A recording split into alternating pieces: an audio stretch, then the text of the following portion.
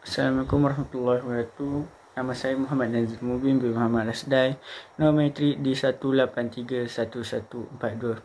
Okey, di sini saya akan menerangkan tentang huluk. Huluk merupakan salah satu kaedah pembayaran perkahwinan yang diharuskan oleh syarak. Okey, huluk dari segi bahasa ialah tebus talak yang merupakan berlaku di antara suami dan isteri. Huluk ni merupakan keinginan isteri dan kesungguhannya untuk bercerai dengan suaminya. Huluk disyariatkan bagi memenuhi keperluan isteri. Maksudnya di sini isteri menebus dirinya agar dibebaskan oleh suaminya dengan cara mengembalikan mas kahwin telah mereka sepakat sebelum berkahwin lah. Huluk adalah salah satu bentuk talak kerana ia adalah perceraian yang berlaku dengan adanya tebusan yang diberikan oleh isteri kepada suaminya. Huluk disyariatkan adalah berpandukan ayat Al-Quran yang bermaksud, oleh itu kalau kamu khawatir kedua-duanya tidak dapat menegakkan aturan-aturan hukum Allah, maka tidaklah mereka berdosa mengenai bayaran tebus talak yang diberikan oleh isteri untuk menebus dirinya dan mengenai pengambilan suami akan bayaran tersebut. Assalamualaikum warahmatullahi wabarakatuh. Huluk ni adalah tebus talak yang bermaksud talak yang berlaku dengan keinginan isteri dan kesungguhan isteri untuk bercerai. Huluk ni dia disyariatkan bagi memenuhi keperluan isteri. Maksudnya isteri menebus diri agar dapat bebas oleh suaminya dengan cara mengembalikan mas kahwin yang telah mereka berbincang sebelum ni. Okey.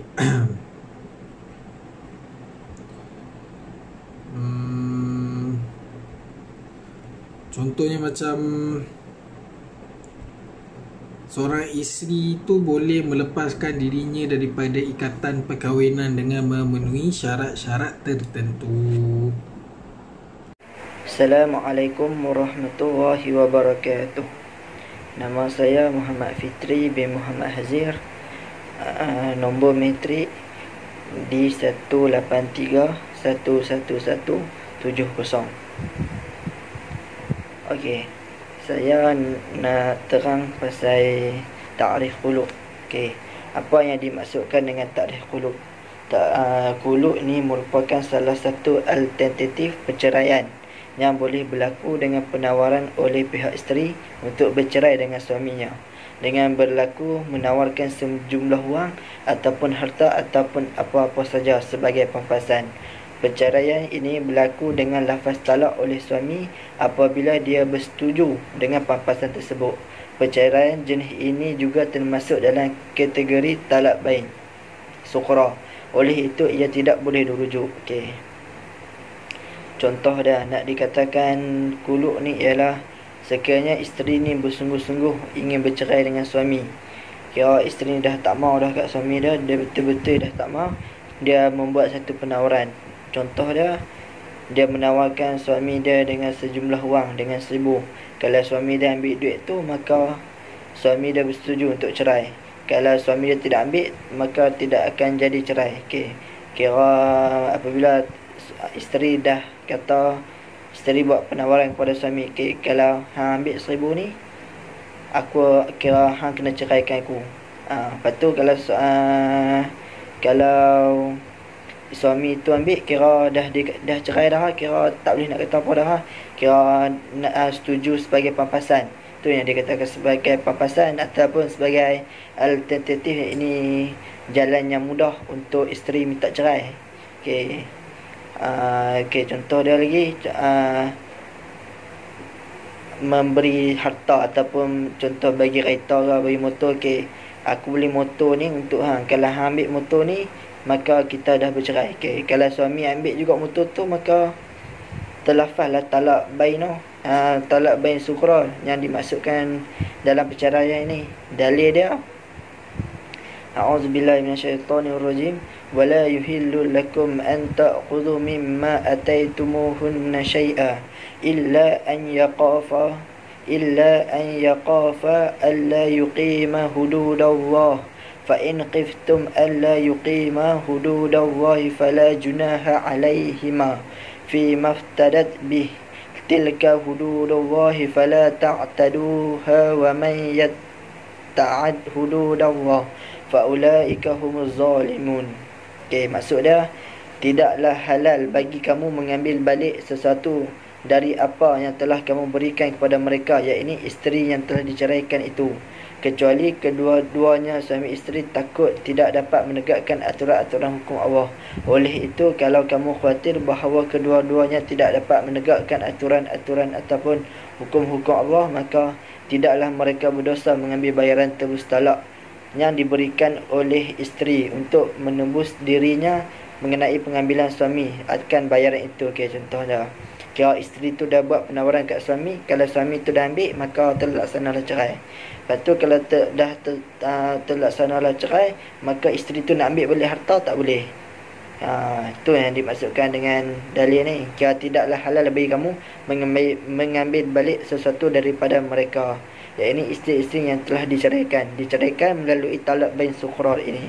Dan talak ini tidak boleh dirujuk, suami tidak boleh rujuk kerana ini telah menjadi permintaan isteri. Allahuakbar. Assalamualaikum warahmatullahi wabarakatuh. Nama saya Muhammad Aiman bin Khairun Sam. Nombor metrik di 18311051. Okey, saya akan menerangkan slide yang diberi kepada saya, iaitu tajuk khuluk. Okey, saya akan menerangkan pandangan mazhab. Okey, mazhab yang terkenal di dunia ini ada 4, iaitu mazhab Syafi'i, mazhab Hanbali, mazhab Hanafi dan mazhab Maliki.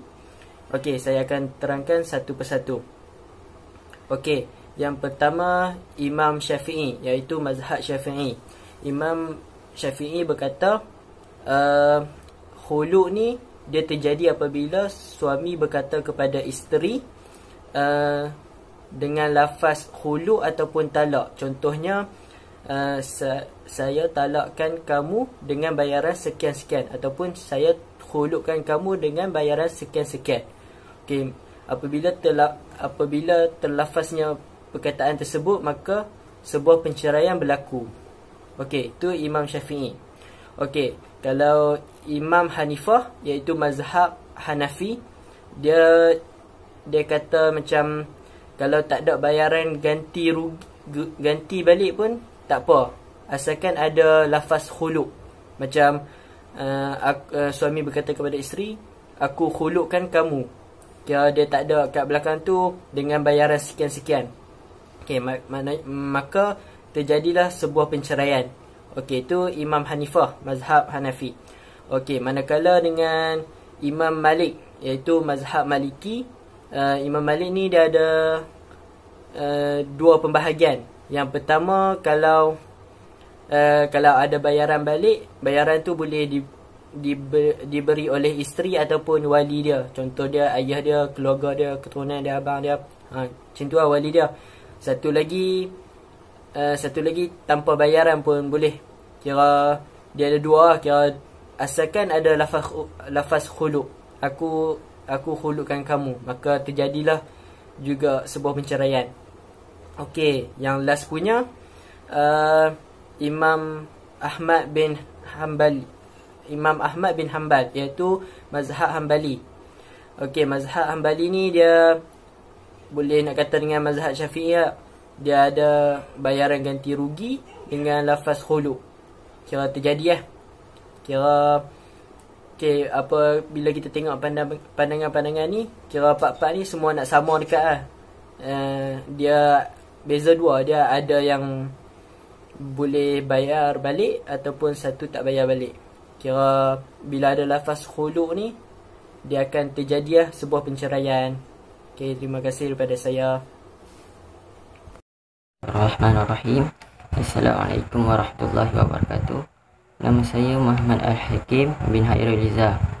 Nombor metrik di 183111192. Hari ini saya akan menerangkan tentang syarat-syarat khuluk. Syarat-syarat khuluk ni ada 3. Okey, yang pertama, perasaan benci isteri terhadap suami. Khuluk ni dibenarkan apabila isteri benci kepada suami atas syarat sebab-sebab tertentu dan tuntutan cerai. Sekiranya perasaan benci itu lahir pada suami, maka suami tidak boleh tebus talak daripada isteri, sebab dia boleh terus lafazkan talak ke atas isteri sekiranya dia bimbang berlakunya pergaduhan yang boleh mendatangkan perkara buruk. Yang kedua, isteri tidak boleh tebus talak, tapi ada kecuali dalam keadaan darurat, dalam keadaan yang kecemasan yang sangat.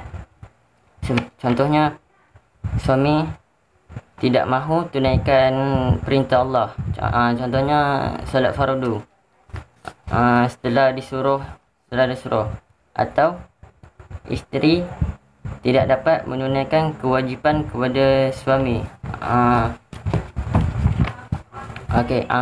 Yang nombor 3, suami tidak boleh menyakiti hati isteri sehingga menyebabkan isteri terpaksa menebus talak daripadanya.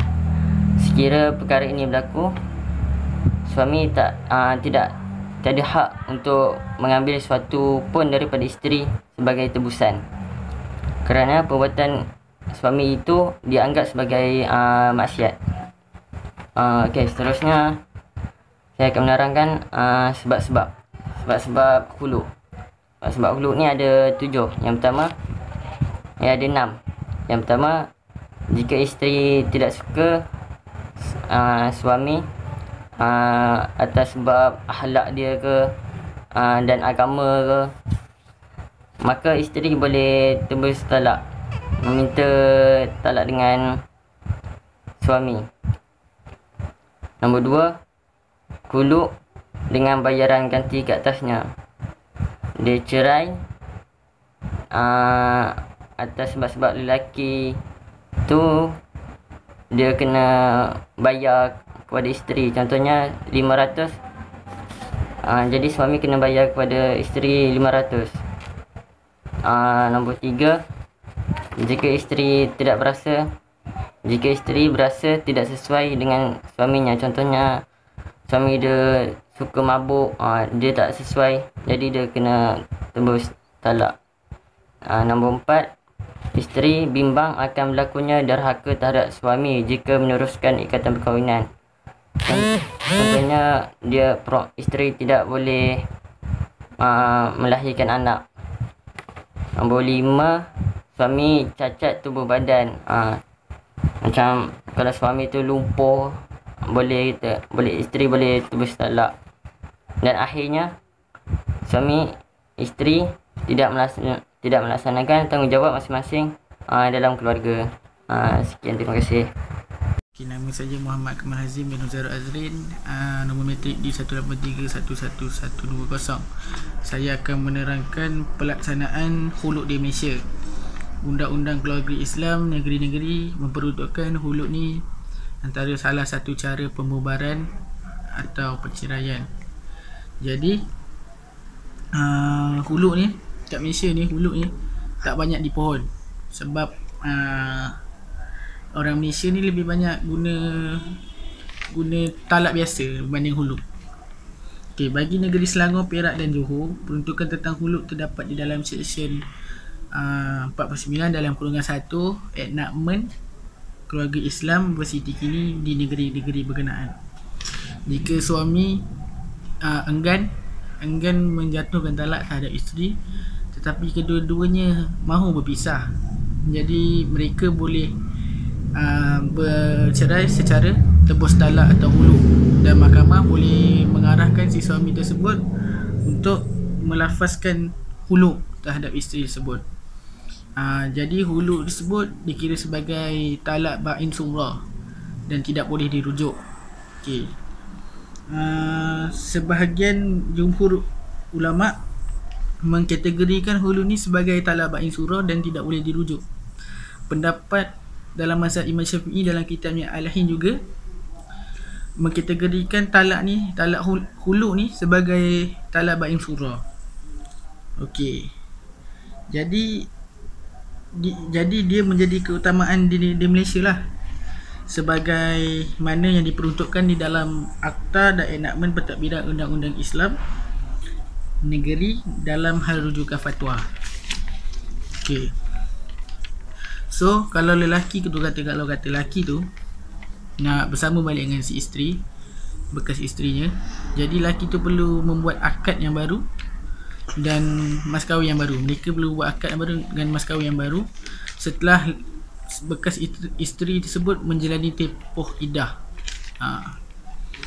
Jadi antara contoh kes yang terdapat kat Malaysia, Sudita Ahmad lawan Ramli Latif setelah melalui beberapa sesi perbicaraan dan membuat pertimbangan hujah, mahkamah membenarkan mereka bercerai secara hulu dan meletakkan wang berjumlah 3,500. Mahkamah juga memerintahkan Sudita Ahmad menjalani tempoh iddah selama 3 kali suci.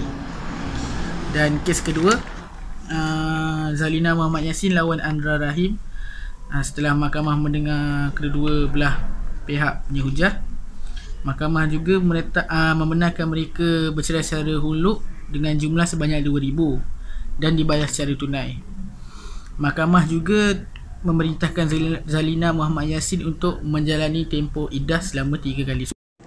Akhir sekali, nusyus ni dia dapat memberikan penghormatan kepada kaum wanita manakala mereka mempunyai hak untuk bertindak mengikut peraturan yang telah ditetapkan oleh syariat.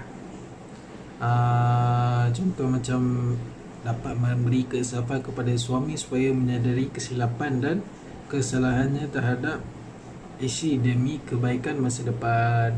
Assalamualaikum warahmatullahi wabarakatuh.